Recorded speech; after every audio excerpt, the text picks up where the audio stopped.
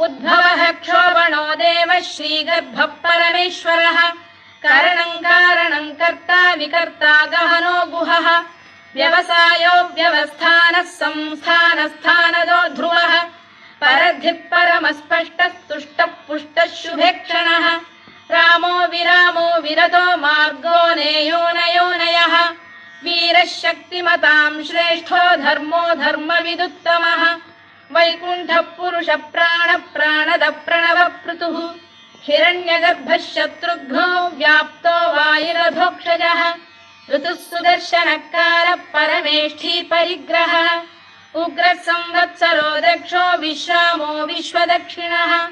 विस्तारस्थावरस्थाणुः प्रमाणं बीजमव्ययम्